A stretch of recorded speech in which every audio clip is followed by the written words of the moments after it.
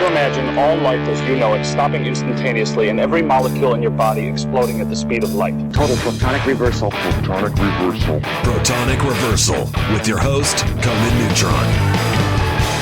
Broadcasting from a secret underground lair in Milwaukee, Wisconsin. A gigantic middle finger to everything that is rotten about music, rock and roll, and corporate power. The thing is, though, if you don't laugh, you're going to go on a killing spree with sharpening nails. Confidence of a hero or a fool. I wasn't exactly certain which. Could not be more professional. It's only one I choose to go my life to. That's okay. It means something. It means something. And take that away. You know, that's my take on it. What's yours? Protonic Reversal. That's like a science thing, right? And we're speaking now to Mr. Steve Albini, and this is a Protonic Reversal special that I'm calling The Culture of Like and Subscribe. So the reason for this special, this conversation, Steve, is because I listened to Matt's podcast, The End of Radio, and I thought there was a very fascinating conversation there. I somehow found the time to listen to another podcast, which is a minor miracle in and of itself. But I thought it was a really interesting discussion that you guys had about podcasts, the monetization of podcasts, and just the general entreaties that seem to come front-loaded with the medium. Be it the postage.net entreaties. Right. Stamps.com. Right. Things along those lines, yeah. And I thought that was a really interesting conversation that I'm not sure I've heard discussed publicly, and certainly not with any degree of alacrity and intelligence. So I wonder if you might give your thoughts on that. Well, I think there's developing a kind of a schism in the same way that there was between the sort of professional publishing world and the underground publishing world, or the fanzine world. Right. Where in the professional publishing world, there was an emphasis on turning a profit. So advertising was given the premium in professional publications, print publications. And the editorial content was seen as literally as just a lure to get people to buy the magazine so that they would be holding it and there would be advertising in their hands. Gets them in the door. Yeah. Obviously, magazines would take pride in their content, in their editorial decisions, and in their content and the quality of their writing and that sort of stuff. And better magazines survived with better writing and better, subject matter more suited to their specific, to a discerning audience, would make people keep going back to the newsstand to buy that magazine, yada yada. But the long and short of it was they were required to be profitable. Now, there were some politically motivated, endowed publications, like, for example, in the online world now you have things like The Federalist, which is just a propaganda organ of the right wing, which is propped up likely by Saudis and who knows what else. Right, exactly. Follow the money and you'd have quite the story yourself, yeah. Right. And then there are, some modest equivalents on the left, and not really competitively equivalent, but some sort of structurally equivalent endowed organs on the left. But the point being that the model from print journalism was that you had advertising, and there was a cover charge, which the price on the cover of the magazine was often reflective of a kind of market selection. A higher priced magazine was intended to appeal to a more refined audience, or a more aristocratic audience, whereas cheaper magazines and free magazines were intended to appeal to working class and poor people, and less discerning readers, as it were. And now in the sort of podcast and online era, there's developing this weird schism where you've got like the sort of fanzine version of the podcast, which is people who just talk about things that are of interest to them and they post it up and let people listen to it. And then there's this kind of semi-professional tier where people are sort of aspiring to be professional podcasters. And for those people, the emphasis becomes this sort of same capitalist impulse that made like print magazines so frustrating and which makes the web experience so frustrating, is that they have to find some way to make money off of it. And so a significant portion of the program is taken up with these entreaties to like and subscribe, and then there's all the branded content that's inside a lot of podcasts and YouTube videos and stuff, where you can tell that there's like you might be watching a cooking thing, but there's one particular brand of product that is always featured, and the host makes a point of going on a spiel about the qualities of this particular potato shredder or whatever, and those kinds of intrusions into the exchange, I find just as disheartening and just as depressing as when you would pick up a magazine and you wouldn't get to the editorial content until you were after the middle fold there.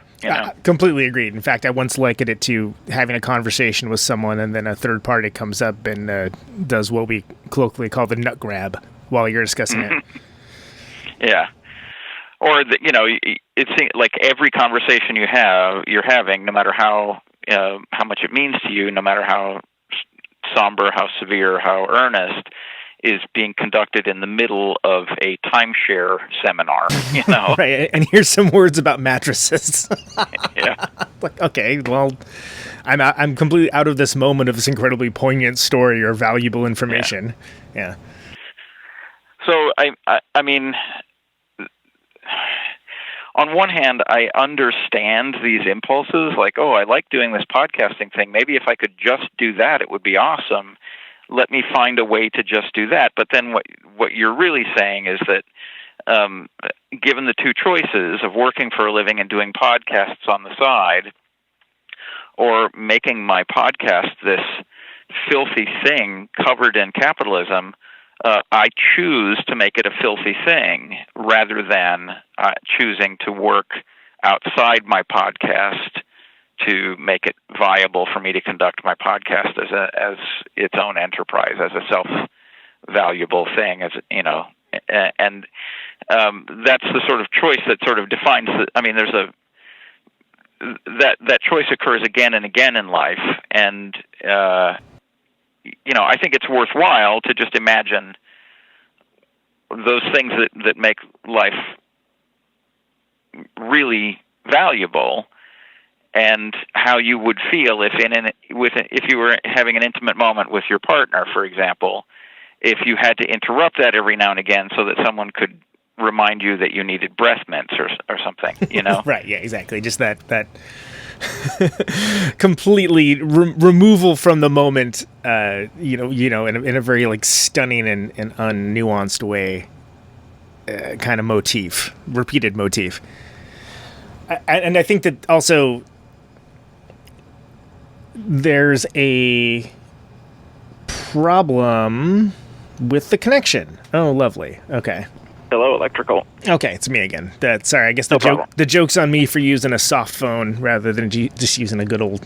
The nice thing about robust older technologies is that all the problems have already been sorted out. Right, exactly. Nobody's attempting to disrupt anything. They're just, it's tried and true. It does the thing it's supposed to do. It may not be the newest hot thing. It may not, be the... Hold on one second. There's another phone call coming in. Okay. Okay. I'll let somebody else deal with it. So, yeah, what we were talking about was this sort of schism between things that are done for their own value and things that are done as a vehicle for advertising or some other kind of trade. And I think it relates to a kind of perspective that I've had on every part of my life, which is that I don't make deals. I think deals are revolting. Whenever you're bargaining with somebody, whenever you're negotiating with somebody, it makes you feel greedy, and it makes the other guy feel cheap, or the other way around. And I just don't see that kind of emotional leverage as being a healthy way to conduct any kind of conversation. I don't negotiate. I don't make deals. I don't bargain. I think those things are distressing and revolting, and they are an outgrowth of capitalism. And it says quite a bit that so much of our world is being projected through that kind of lens. You often hear about the bargains people make in their relationships, like I get to watch my football and she gets to watch her stories. That's the deal we've struck, or right. Yeah. I'm allowed chili once a month, but we have to leave the windows open. That's the deal. Like all of this sort of horse trading that people do just on a moment by moment basis, like all of it is a way of using the language and the logic of capitalism and markets and deals as normalizing that as a way to conduct our daily lives, and I just won't do it. I refuse to do it. And I think the more that I can conduct myself without those structures guiding me, then the more seriously I'm taking every interaction. And when someone says something to me, I'm listening to it for its value. I'm listening to it for its meaning, rather than listening to it as a coercive effort, And whenever I detect that someone is trying to angle me, that someone is trying to manipulate me, that tells me something about that person, that he is willing to do that person sees me as a malleable thing to be won, as a transaction to be won. And I just, I don't conduct myself that way, and I'm suspicious of people who do, and I like to point out the fallacy of it whenever I see it. Well, and yeah, it's distasteful for folks that hold that viewpoint, which I do as well. And getting back to the original conceit of the question, I have a serious problem with things that I enjoy that have ads and sponsors embedded in the content. And I realize that's a me problem, and whatever, I'll skip past it. I'll think about something else, whatever. I've got ways of dealing with it, but I find it so abhorrent and distracting in the same way that you mention it, that the idea that it's somehow become a badge of honor, especially among podcasts and things along those lines, to be like, oh, we got a sponsor for this. I'm like, okay, that's supposed to be impressive. I don't care. Well, I mean, there are some organically derived relationships that I understand. Certainly. Let's say you're a musician and you have for your whole career used a certain brand of strings on your guitar, and they are the thing that has enabled you to do one of the things that's enabled you to do a lot of the things that you've been able to do with your guitar. And that string manufacturer finds out about it and says, hey, we appreciate you using our strings. We're going to send you a bunch of free strings. Yeah, great. I would be buying them anyway. Wonderful. That's exactly that. I mean, that seems like awesome. A perfectly normal and reasonable perk of that scenario. It doesn't seem as coercive as the thing that I'm talking about.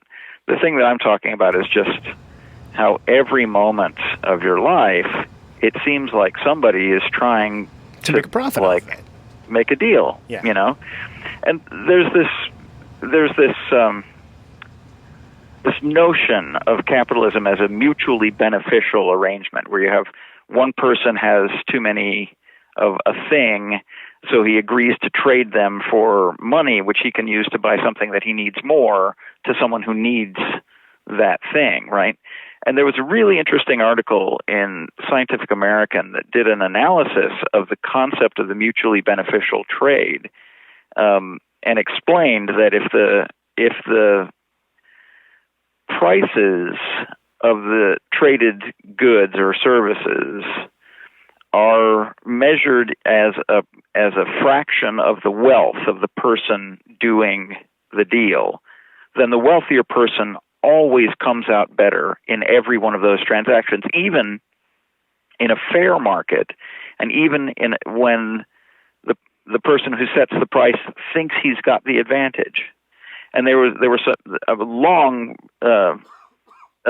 series of examples and mathematical examples, but there's a fairly simple gambling game that illustrates the principle, which is that if, let's say, you and I make a wager where you post up $100 and I flip a quarter, and if it comes up heads, I pay you 20% of the money that's in front of you. And if you lose, then you pay me 20% of the money that's in front of you. Sure, yeah. Okay, now that sounds like a fair game. Every flip is an even transaction. Like, you'll lose 20% of what you have in front of you, or you'll gain 20% of what you have in front of you, right? Right. But as soon as you lose a flip, your ability to earn back what you have lost diminishes. And if we play that game, which appears fair, I will bust you. Right. And that's the logic that is extended to all of these transactions. And I just feel like that is hiding in so much of our human interaction now, because we've normalized that language. You know, we're striking bargains about everything. We're horse trading about everything. We're making a deal about everything. You know, we're making an arrangement about everything. I'll trade you this for that. Like, all of those things have hidden in them this advantage that if one or the other of us has more power, more wealth, more advantage, whether it's social currency or influence over the household or whatever it is, if one of us starts off from a position of advantage, those even swaps will eventually accrue to the favor of the person who has started out with the advantage. Right, as a natural course of events and in probability. Yeah, and it makes sense. It's how that system is set up, and that's that's an entirely different and far-ranging conversation. And I guess what I wanted to focus on too with this is and I suppose there is analog with it with creative pursuits other than podcasting, like bands and things along those lines. The idea it's a pretty obvious one, yeah. Right. That's the one that makes the most sense.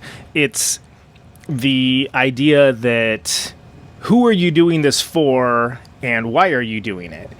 And it's interesting to see the idea that, again, for podcasts, there seems to be this accepted model that you get your sponsors, you do your ads, you put up your Patreon, and you entreat everyone to like and subscribe. And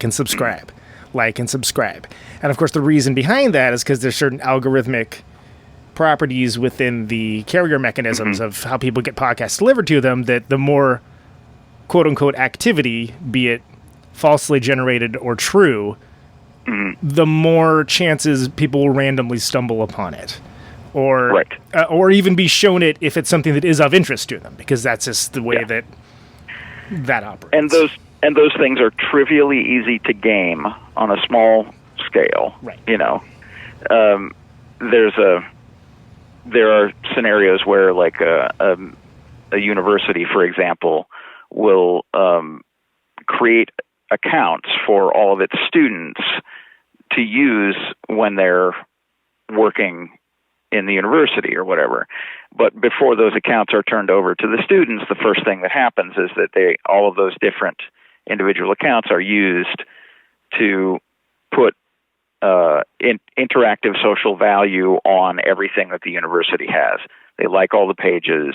They, you know, Right. and then the students are okay. Then now here's your. They're leveraged here's as your, assets to to assist them in Exactly. other endeavor. Yeah. It has a parallel in music. There's a paradigm where in music publishing, where the publishing companies are paid money for songs that appear in film and movies, on radio. There are payments that are made by venues that go to the collecting bodies. The collecting bodies distribute that money to the publishing companies based on a formula, and that formula often devolves, is often as simple as how many titles do you have under your control, publishing company. Right. And then the publishing company produces a list of titles, and the more titles on that list, the more songs they control, the more money they get. So publishing companies would, for years, have stables of songwriters who sat in cubicles writing songs and registering them under that publishing company. Right. Quantity over quality. Yeah. Exactly. For the sole purpose.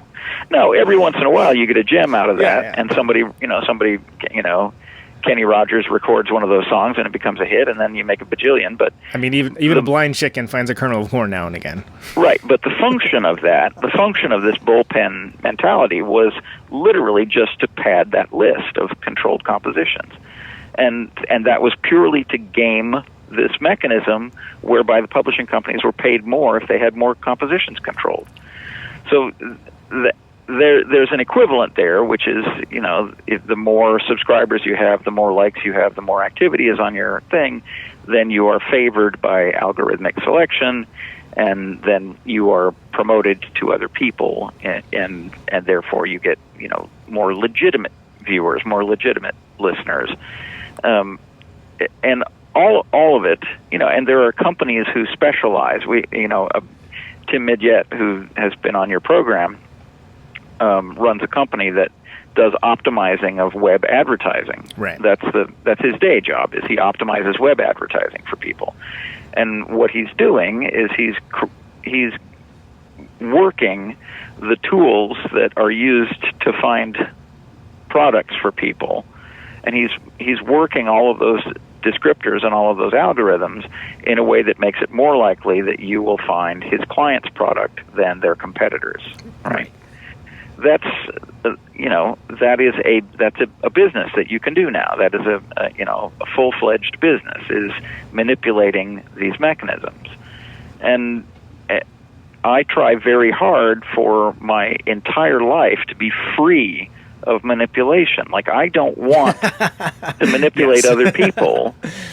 I don't want them manipulating me. I want to conduct my life as I see fit, and I want other people to conduct their lives as they see fit. Lifestyle goals, I would agree with that, yeah. And now and again, we'll cross paths with each other, and our interactions, I hope, will be genuine and not colored by this, angle shooting that is so ubiquitous. Right, and I think that it's something that... And with podcasting especially, it's a young medium. I mean, obviously, the idea is it's like a radio broadcast without the radio. That's the ultimate conceit. So there's an antecedent to it in that there's a rich history of radio, the live ad reads, the sponsorships, things along those lines, to the point that they're part of culture, and they're looked at as these almost laudable concepts just by nature of, that was the mechanism of delivery for paying for the programming and paying for the broadcasters. And I think because the more popular podcasts that are out there, they have staffs. In some cases, this is, they're people that, as you mentioned, they are doing this for a living because they have the audience and the desire for what is being produced enough that is a workable concept.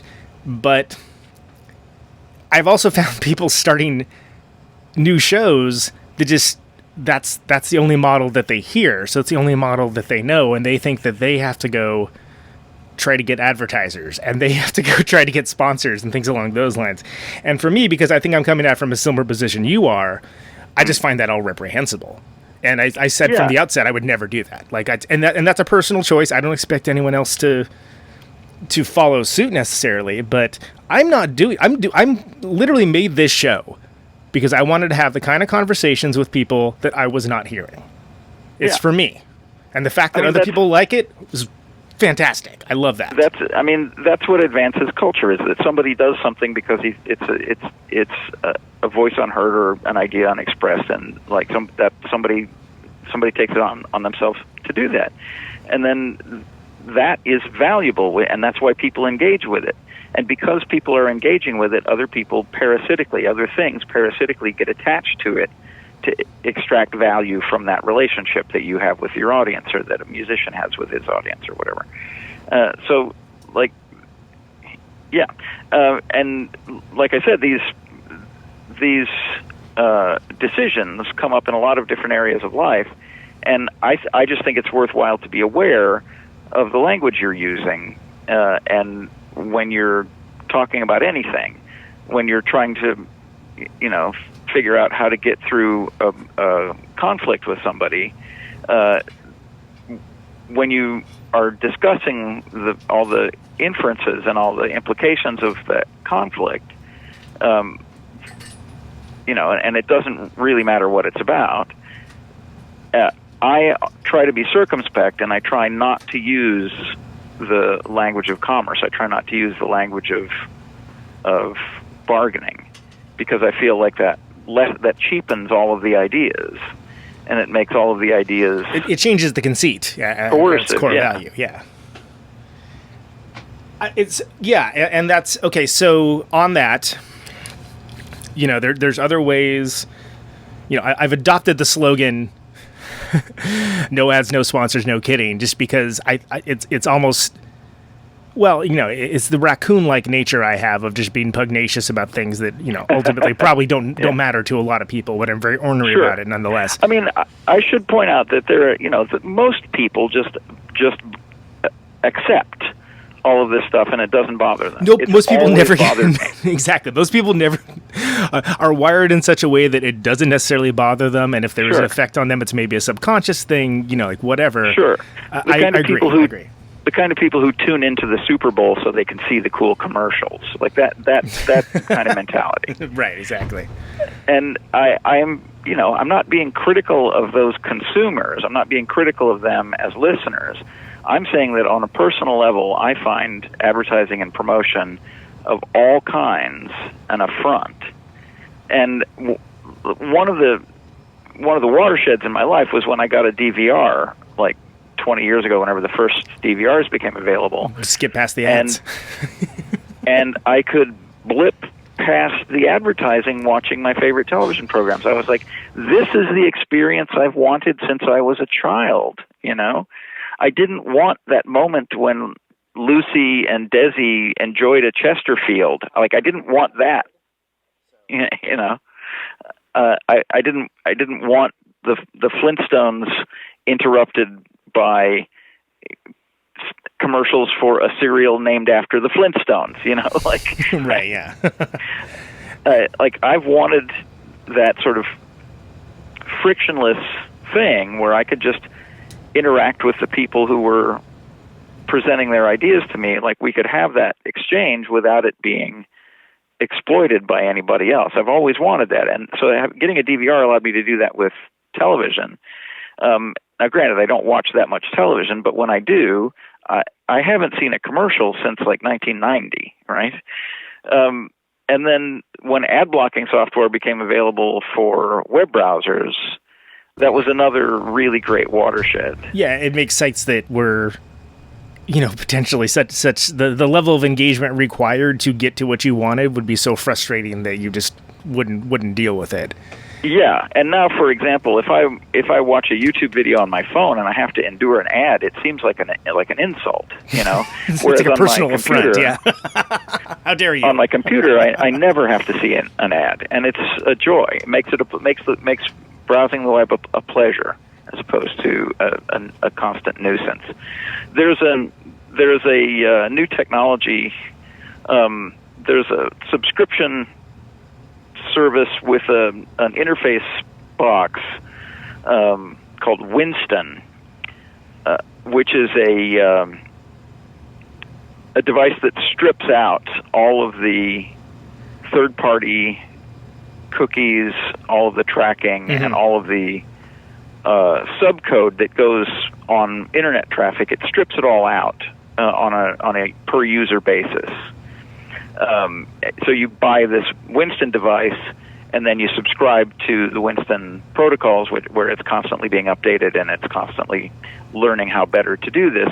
And I know of this device being installed, and I've seen how smooth and how effortless it makes web traffic through it. I haven't bought one for myself, and I haven't bought one for the studio yet. If the studio survives and we open up again, I probably will, just because we do so much uploading and downloading of files now at the studio. And I probably will buy one for my home, just because my wife operates the charity out of our house, and that, you know, she's doing a lot of her time is spent doing web content creation and uploading. Sure. So it's very clear the government is not going to do a damn thing about it. So you might as well. Oh no! You might as well take care of it yourself. I mean, if you think about it, the government is incentivized to allow people to make money off of essentially anything that doesn't cause active societal damage. Active harm that also creates PR problems. Yeah. Not even just active harm, but active harm that is noticeable in a larger societal context that reflects poorly upon the government. But again, parallel conversation. Don't want to get too much more off track. So by the way, Protonic Reversal brought to you by Winston. So no. Well, no, and I'm sorry. Did you have anything? So this mechanism, is it a device or a subscription? Like it's a device and a subscription. You buy the Winston device, and you put it between your internet, your ISP inlet, and your local server and router, and it scrubs everything that comes in and out of all of that tracking metadata and all of the third-party cookies and all that other stuff. Effectively, taking away the ability of others to use that data as a commodity. Yeah, it takes you out of that economy. It means that you don't have to see it from anybody else. You're not subject to that kind of tracking or spyware from anybody else, and you are not participating by providing them with any valuable data. Sure. Great, and it's about time. So what I want to also broach as well is and I want to be careful with this larger conversation, that I don't mean this conversation to be an indictment of those that choose to use, whether it's the medium of podcasting or whatever, to earn a living. I don't. Mm-hmm. That's certainly not the intention. Sure.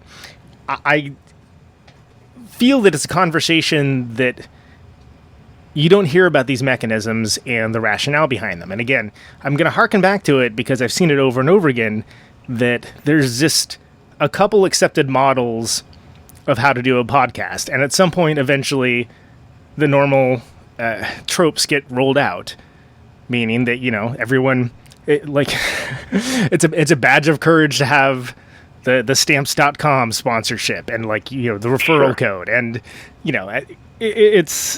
get, there's a coffee place, some local coffee place, pizza place, whatever, doesn't matter what it is. And there's nothing wrong with any of that for folks if that's how you choose to do it. I personally find it very distasteful. What we haven't touched upon is we'll just call the Patreon model, I suppose, which personally I have a complicated relationship with. I did start a Patreon for this show, but with a specific use case. And the use case is, in the past 7 weeks, I believe I produced 90 some odd hours of Protonic Reversal shows. Mm-hmm. And there's literally just so much that it's difficult to get it out to people. So I have used the Patreon to basically make hey, if you want the fire hose, $1 a month, and you will get the fire hose and all that entails. And the idea is everything eventually will go to the free feed in a matter of time and a matter of course. You are not getting anything special. Well, you're getting something special, but you're not getting anything that you wouldn't get just being an average Joe off the street pushing a button on a thing. Sure. That said, for me, it works on a couple of levels because, first of all, in a very passive medium where more than anything, it feels like you're throwing things out into a void because you don't have that active engagement. It reminds me that this show is a part of people's routine, a part of people's lives, and provides some value and content that we've discussed that is additive. And if nothing else, the people who are subscribing to your bullshit are saying, I'm going to vote with my money and encourage Conan to carry on with his bullshit. I think that seems like somebody buying a ticket to a gig, and it seems perfectly reasonable. And that's a level of intent with it, because I have literally been in a situation where I've just gotten very in my head about it, decided, well, you know what, I'm not enjoying doing this right now. No one cares about this, et cetera, et cetera. And without fail, somebody has come up to me at a show or written a nice email or whatever that's just like, hey, I just want to let you know I really enjoy the show. And they'll have some very specific comment about it that reminds me, oh yeah, it's a passive medium, idiot. And so for me, that's one level of value for me why I've decided to do it. And the other thing is just when you're doing something ostensibly for free, there's still work that goes into it. Sure. And there's a kind of an argument for all of these things, which is that, well, how are you going to pay for it? Exactly. That how are you going to pay for it rears its head in many circumstances. Like, well, this is what I'd like to do this is the way what I'd like to do, and my ambition is to do this thing. Well, how are you going to pay for that? How are you going to make that pay for itself? Right, exactly. And that's the valuation of our culture. That's sure. the first question, right? Right. So my retort to something like that was, well, how did you pay for having breakfast this morning? How did you pay for getting a good night's sleep? Yeah. How did you pay for walking the dog? What you do is you earn enough money to conduct your life, and you incorporate into your life those things that are important to you. And if doing a podcast is important to you, right, and you make space for it in your life, you are already paying for it. You're paying for you are doing whatever is necessary to stay alive, and you incorporate as possible those things that matter to you. Absolutely. So, and that's, I think that's a key element to the conversation, because from my perspective, I would do this no matter what. I would do this if there wasn't anyone listening, probably. Exactly. Do you know how many bad songwriters there are? Do you know how many bad amateur poets? Do you know how many terrible chess players there are? Do you know how many people are very clumsy on ice skates? Right. Right. Exactly. People do things that they want to do, and they incorporate those into a life that they are paying for somehow, some way, whether it's a psychic toll that they're extracting, or manual labor, or sex work, or selling stuff out of the basement on Craigslist, or whatever it is. They're already paying for it, and I have little patience with that as an excuse for doing something that you might otherwise find distasteful. Like, I wouldn't ordinarily want my music to be used in a Crisco commercial, but I have to pay for everything somehow, and right. So, I understand that as a rationale, and I also recognize that, people do all kinds of demeaning things to earn a living, like... Yeah, podcasting is the least of it. Right out of college, I worked in advertising. I did photograph manipulations of photograph retouching for advertising. The thing that I have hated since I was a child, I was trying to make that more effective in coercion. That was my day job. I would take a picture of the Marlboro Man, who was dying of AIDS-related cancer at the time. and the ad agency was working him like a mule until he died so that they could have a backlog of images, right?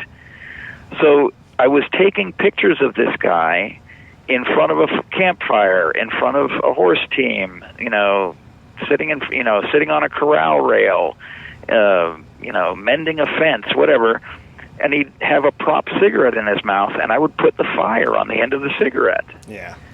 So there would never be a photo of Daryl, the Marlboro Man, without a cigarette in his mouth that was attractively lit. Like, that was my straight job. That's how I earned a living. That's how I enabled myself to be in a band and make records and go on tour and do all of the other things that gave my life value. Is I did this demeaning thing. Right. And this also a quite harmful thing, a thing that I would oppose. Like, I did that on a daily basis. Well, and it could because it meant so much to you that you were willing to make that concession because you had to do something to be able to support the endeavor. Right. So I'm the last person to cast aspersion on other people for how they choose to conduct their creative lives. Like, if you choose to use your music for commercial ends, or if you choose to associate yourself with products, or if you choose to, be part of some larger exploitative enterprise, and that's how you make a living, well, that's your putting the fire on the cigarette moment, and I totally understand that, and Yeah. I'm not going to fault anybody for making a living. Well, it's right? a privilege argument to, in a lot of cases, to be able to try to sort people that way, because you don't necessarily know the environmental aspects or the context for any of that. I'm just explaining my choices and my perspective. Totally. Yeah. So on that, the choice of me putting up a Patreon for this show wasn't because I think, I'm just going to do Protonic Reversal for a living, although, I was laid off from the day job for quite some time. I am back to being gainfully employed again, which is lovely and less anxiety-inducing. I have nothing against anyone that can or chooses to make that decision, but another aspect of throwing up the Patreon for, like, here's the fire hose, meaning you get, I think at this point there's like 14 episodes that aren't available to the general public yet that are going to be trickling out, is that there's just the pressure that people are excited for the show or excited for a certain episode. And it used to be, and I know other shows have this as well, people are like, hey, when's the so-and-so episode going to be out? And it's like, well, Jesus, dude, I'm working a job. I'm doing all this other stuff. Like, it'll be out when it's out, because there isn't a support staff doing that. There isn't that profit motive. So for me, it's something where I hate to say it, but it's an easy way to kind of shut people up about that kind of thing. To hey, if you really want it and you want it just in its rawest, most unedited form, $1 a month gets you the fire hose. And that shuts down that conversation, which I never want to be a jerk about, because what I'm going to do, be mad that somebody wants to hear the show? Of course not. That's a dick move. Jesus. But by the same token, there's only so many hours in the day. At one point during this crazy run of shows, I went to sleep and all my dreams were about editing or producing the podcast. And I woke up and I was like, I got to take a day off. This is ridiculous. So tell me what your thoughts are. That's how I choose to use the Patreon. And again, it was a hard decision. I literally took years thinking about it. And I decided, okay, I'm going to use it in these ways. And that seems to be working for this show and working for me. Doesn't seem to be that odious. And the fact that it's one more thing in a series of things that are associated with this that just flies out like buckshot shot from a shotgun. What are your thoughts on that patronage model, be it Patreon or whatnot?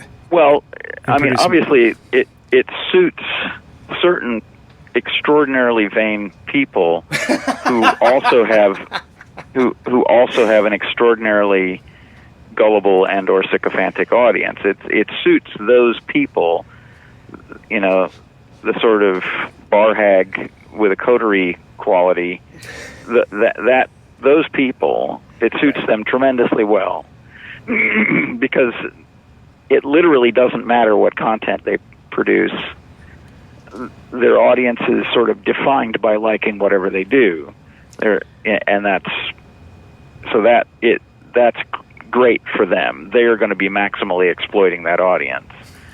Who are willingly letting themselves be exploited as a lifestyle choice, too. Exactly. It's like, part of their identity is that, I'm a juggalo, or I'm whatever, I identify as a thing, and whatever happens in that universe I'm buying into, And that sort of model works for that kind of cultish audience extremely well. It also, I think, is a reasonable thing for people whose work is incredibly time-intensive, but is going to appeal to an extremely niche audience. Right. But that niche audience will value that effort and that art quite highly. What I think it's a poor model for is this sort of superficial general interest things that people have like a passing or momentary glancing interest in.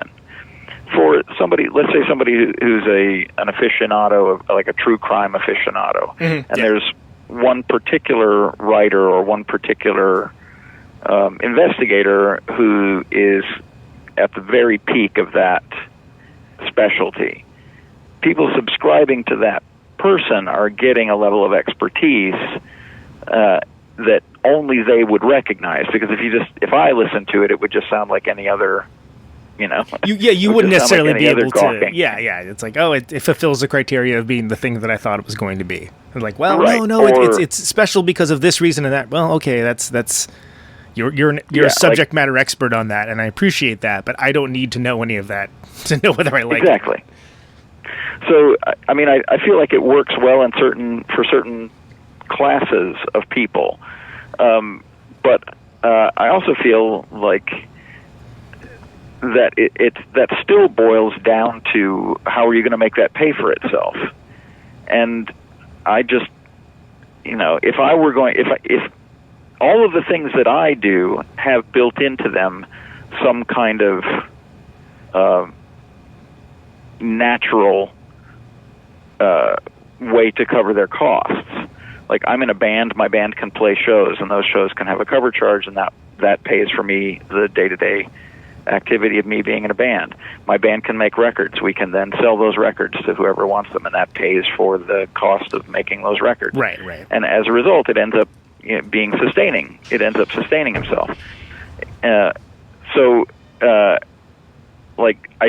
I think it will be a while before these natural models develop for newer kinds of content, for newer kinds of expression.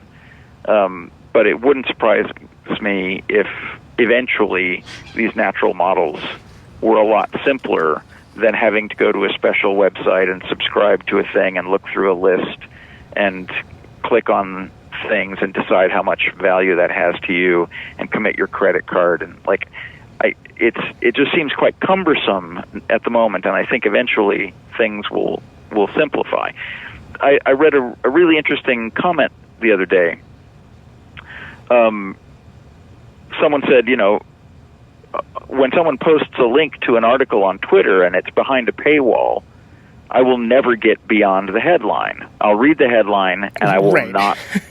I'm not going to go jump through any hoops whatsoever to try to read what's behind that paywall. It is whatever interest it is to me is not worth the time and energy that I would expend getting beyond, subscribing, turning over all of my personal information, tying my credit card to this publication, whatever.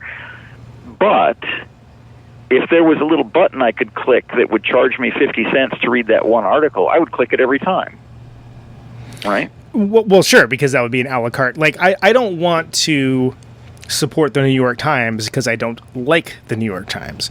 But if they have an article that's of interest to me, that by a reporter that I like or something, I would like to be able to check that out without, supporting like their entire ridiculous editorial board, which I disagree with, and, et cetera, et cetera, et cetera. But that a la carte option is not really something that's currently available for that style of so that's the next thing. That's the next thing that needs to happen, is that there needs to be a way to make these minute payments. And that's true for so much stuff. Like there is, there is art and comedy and stuff that's available that if I have to join a website and become a subscriber and become a member to get the premium, the platinum tier content, it's never going to happen. I'm never going to do that. That's not going to be a thing that you're yearning to do.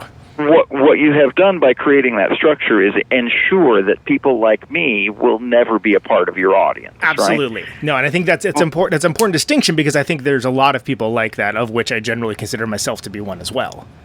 But, like I said, if there was a button that said, click here and for 50 cents you can see this thing, and it's intriguing enough to me, like if a person has enough of a pedigree that it's worth gambling 50 cents on, then I would do that essentially every time.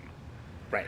So, I'm certain that the value of those things to the parent organizations would vastly outstrip the $10 a year or whatever that you could get out of me by having a digital subscription. Right, by being bought into the overall, for lack of a better term, brand or thing that is the mothership of it all. Like, I'm going to guess that there are on the order of 50 or 100 Wall Street Journal, New York Times, Washington Post, just talking about major publications. Each of those publications would probably have 50 to 100 articles a year that I would happily throw $1 at to read because it's something specifically of my interest. Now, and they would get that money on the reg from me and from a million other people like me, but they are never going to get a subscription out of it. It's never going to happen. Exactly. Yeah. Zero chance. Pigs will 0%. fly first. Yes. So, yeah, and on that, and harkening back to the medium in question that we're speaking on, there have been episodes that I've done that have a larger, broader reach, maybe than I normally do, and that bring in new listeners, and that brings in new listeners that find that other episodes of the show are also of interest to them, and they subscribe to it and become fans of the show. And in some cases, they're just there to hear the one thing that they were there to hear, and that's okay. That's fine. The thing that, good example is like the Jerry Casale episode. I had Jerry Casale and Devo on, which, as a lifelong, Devo super fan, was, if this was a career, that would be a career achievement. I had the pleasure of talking to Jerry for a couple of hours for a program on another channel, and it was the same thing. Like if I could have told 15-year-old me that I was going to get a chance to talk to Jerry from Devo, I would have been patiently waited through the ensuing 30 years without much of a problem. Right. It'd be like, oh, well, there's something. 35 years. Sorry. Yeah, you try to describe that, and they're like, wait, what? Really? You're kidding me. Yeah. So for me, that was something that was absolutely of interest to the regular listeners as well. But it also brought in new people that listened just to that episode, and some of them were like, "Oh wow, I'm a big Jesus Lizard fan. You had Dwayne Dennison on. Great, I'll listen to that. Oh wow, I'm really into this one." And then by nature of subscribing to the show, they had other episodes come into their feed. There were artists that they did not know, because I try to balance it out with this show, with the known and the unknown, like people that you should know, people that you do know, and that's important to me as a delivery system for what I am interested in. But by the same token, it's all free. It doesn't cost anything. I'm not putting up a $10 paywall to get at everything for a yearly subscription. The only thing is that if you want to get it sooner, like if you're like, I have to listen to this right now, I'm like, great, that will cost you $1. And I think if that was applied to, I guess we can't call it print media anymore, but if that was applied to journalism and things along those lines, I think we would have two things. I think we would get less into this idea of chosen news sources, chosen trusted news sources, and I think we would have a more sustainable model because it's going to go that way one way or the other going forward. And again, that's a larger conversation. There's a lot of ideas throwing out there, but I think you're onto something, that the model of I'm going to sign up for this subscription service to consume one thing doesn't seem especially intelligent to me. Yeah. I guess it's I guess that's my statement. Here's a blatantly obvious thing. Newsflash. Yeah, I mean the thing is that these people are constantly saying, "Oh, journalism needs to be supported. We need to support these publications," and I would happily support those publications if there was a mechanism where I could do it when I felt like reading, as opposed to in the background all the time. It just seems too much like a scam then. Like, there's this recurring account for Hulu Plus Prime on your credit card, and when was the last fucking time I looked at anything on Hulu? That's the sort of thing that I want to avoid in my life. It just seems so trivially easy to me to create an app that collects all of these news sources and pays them for the content based on people reading it. Like, if you see something you want to read, you click the button and read it, and it charges you 50 cents or 25 cents or $1 or whatever. Well, and I mean, I might spend, $15 or $20 a day on journalism then. Whereas I know for a fact that I have not spent $15 or $20 on journalism in the last year otherwise. Well, of course, yeah. Which is also more that you've spent on journalism than some local papers have for their entire budget, I might add. Yeah. But yeah, no, and I think that format applies itself to most creative works, like, like I don't even know if you can call it television anymore when it's just, streaming movies and shows that are on various things. But, that model, I could see that working if the podcasting medium moved more towards a paywall sort of format.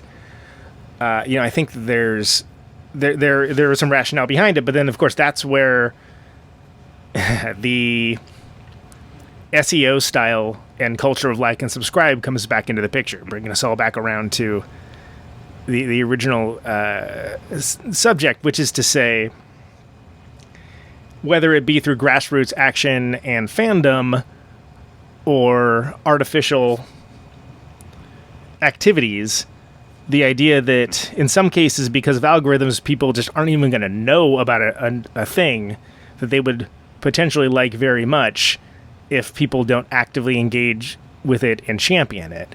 And then by that same token, people monetizing that as a new revenue stream or new employment opportunity to prop up things that maybe don't have that grassroots support.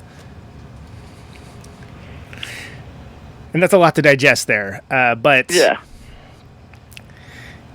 I guess coming back around all of it, I personally find the like and subscribe culture abhorrent. But it's also I understand the necessity of it by nature of the fact that, again, back to this show. It's a niche show on a niche medium. Yeah, I appreciate I appreciate, and I think I agree with your perspective. The language that you used was the necessity of it, which I think is overstating the value. That's a good point, like and that was a mistaken language for sure. So that's a very good point. They're tools, and I understand why people use them. They're practices, and I understand why people use them.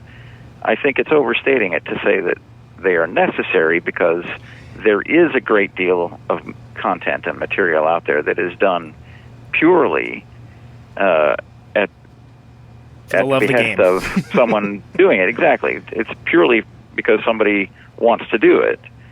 And I find a lot of that stuff just as engaging and just as enriching as, something that's been sponsored and promoted. There's nothing quite like a maniac talking about the thing that drives him crazy. There's nothing quite like an obsessive freak going on about the things that they obsess over. Yeah. So that I will always find riveting. I will always find, I saw this lecture the other day. It was the Royal Institution has an online presence where they put videos of lectures from their archives. These are lectures that were given to students or public lectures, and they put them online just for people to see what kind of nutcases make lectures at the Royal Institution. Right. And there was a guy going on about cuneiform writing, the development of cuneiform writing. And you could tell that this was this dude's complete kink. Yeah, it's like this dude is hyped on cuneiform. He has thought about essentially nothing else. Right. For the last maybe 40 years, he's had nothing on his mind but the development of cuneiform writing. Yeah. And it was incredibly engrossing hearing him go on in minute detail about which hand the stylus was held in and where the clay tablets were dug up from, and and what the different character sets were used for, whether they were ideograms or pictograms or whether they became phonetic representations. It was just, the whole thing, you could tell, was giving him the biggest fucking hard-on to have an audience full of people listening to him talk about cuneiform writing, right? I will never not watch something like that. When I stumble across something like that, it just, it's like butter. It's like hot buttered bread. I just love it. I once spent an evening learning what I presume is quite a lot of the vast totality of knowledge about falconry for the exact same reason. Yeah, I can totally imagine going down a falconry black hole. I can totally imagine that. So yeah, and harkening back to the earlier part of what you said, it was a mistake in my language, because I think the entire conceit of this is that I feel that the propping up and astroturfing, I guess would be the correct term, for something like a podcast is not a necessity any more than the going this revenue-centric model of, you get your ads, you get your sponsors, et cetera, should be seen as the only template. And it was brought up to me, certainly as a surprise, that the fact that I don't do any of that crap is something that some folks, found interesting or worth discussing.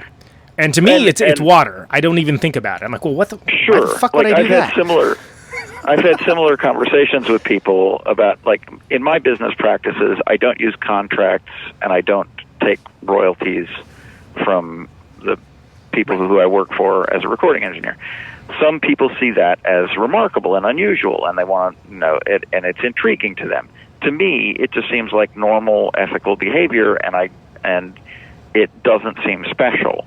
And if you look at it in the abstract, if you look at it removed from the standards and the standards and practices of the rest of the record business, if you just look at it from on a human level, why should I get paid in perpetuity for having done a job that took me less than 2 weeks? Why should I be being paid for that for the rest of my life? That seems insane, right? And furthermore, why should I be diminishing the income of an artist whose music people are buying specifically because it's theirs? Why should that payment to me come out of their share and not out of the general manufacturing cost of the record, for example? That's the sort of thing, if you remove yourself from the standards of your particular game and look at it from first principles, what's happening here and why is it happening, then it becomes a lot easier to make these ethical decisions, because you're not colored by the presumption that this abhorrent behavior is normalized. Right. And that's why I think it's important to examine your language and examine your practices and be ready to interrogate yourself about why you've chosen to do something a certain way. Like, any kid can take her phone and make a video of herself explaining a topic of her choice, post it up on YouTube, and she's just had a podcast. You know, exactly. With the exact same ability to reach an audience that somebody in the NPR studios with a production team of 5. Yeah, and if that thing generates interest, then she has a worldwide audience at her fingertips at no cost, no barrier to entry, no cost to herself. So the idea that these things need to be paid for is an extension of it's a self-overvaluation of exactly of what it's you're an producing. Extension of a bit arrogant. the sort of vanity of I want this to be my profession. I want to do nothing but this. Okay, you're allowed to do that. You're what you're not entitled to is the rest of us giving a shit about it. Well, exactly, and nobody's entitled to any of that. And on that specific example, there's a show. I can't remember the name of it, but it's something. I think it might be called Little Punk People, and it's just this adorable young man, with glasses, probably about like 10 years old or something, and he's interviewing bands. And it's wonderful because, first of all, he seems to have a genuine interest in it. And then also just the novelty value of the fact that it's a kid. It's a kid doing this thing. But from the perspective of what is being produced, like the analytical part of my brain never turns off. There's a few times I'm like, oh, wow, that's a really interesting question and way to get like, and I was like, am I being jealous of a 10-year-old kid right now? But that said, like it's I guess what it boils down to, and I got to wrap this up, is if you look at it like you're making a product versus if you look at it as being part of an ecosystem, I think it's a vastly different mindset. And as surprising exactly nobody, I certainly look at it like the latter with this show, and find most of the stuff that I have that finds value tends to trend that way also. But the idea that I want to put forward here, that I think we've adequately explored, is that it's not like there's one way to do things. And it's not like these things should be seen as the template or the path without any kind of critical thinking involved. And it just occurs to me that if that conversation exists somewhere, and I'm sure it probably does, I certainly haven't heard it. So I appreciate you sitting down and talking to me about it, because I think it's worth exploring, and I think it's valid, albeit meta. And I apologize for using the word meta there. Sorry. Not a problem. Steve, thanks so much, man. This is it's always a pleasure to talk to you, and I really, really appreciate you giving your thoughts on all this and being part of an excellent conversation. Well, thanks for having me. That's very sweet of me. All right, brother. All right, bye. There he goes, Mr. Steve Albini. This has been a special Protonic Reversal special. The cult of like and subscribe. The cult of like and subscribe. Thanks for listening. RadioNeutron.com for the archives. Out on Route 128, dark and lonely. No ads, no sponsors, no kidding. Can you hear me now? Can you hear me now?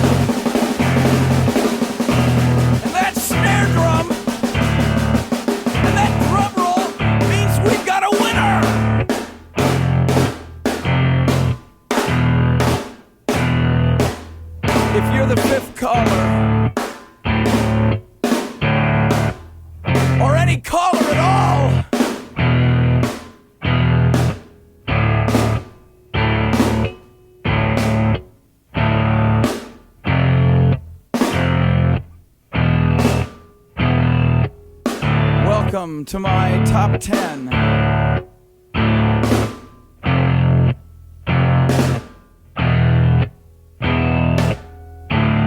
I'd like to thank our sponsor. But we haven't got a sponsor. Not if you were the last man on Earth. She was prepared to prove it. This one goes out to a special girl.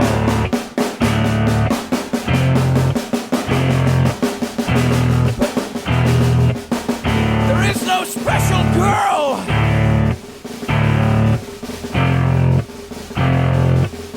It's the end of radio. The last announcer plays the last record. The last what? Leaves the transmitter.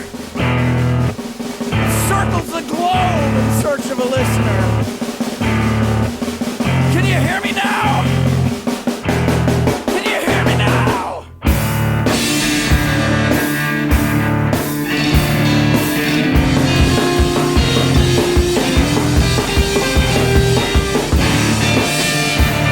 Can you hear me now?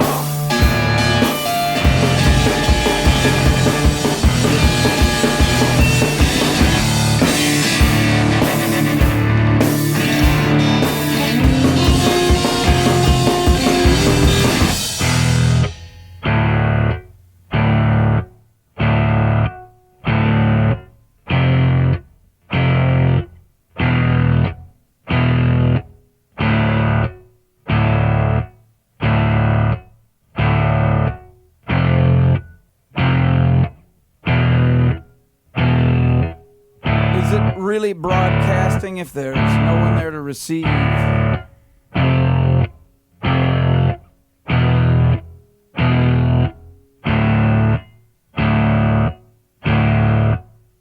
the end of radio. As we come to the close of our broadcast day,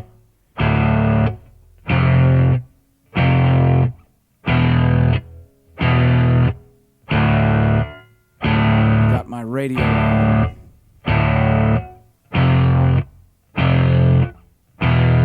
Can you hear me now? Can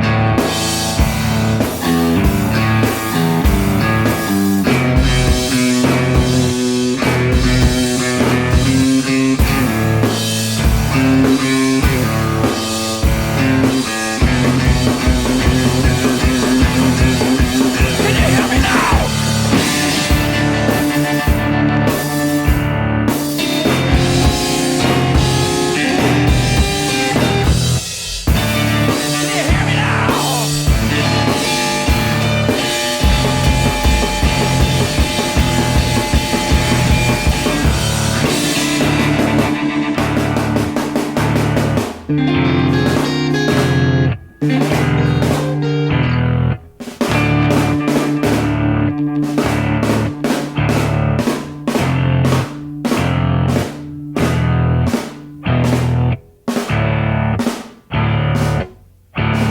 This is a test! If this had been a real emergency,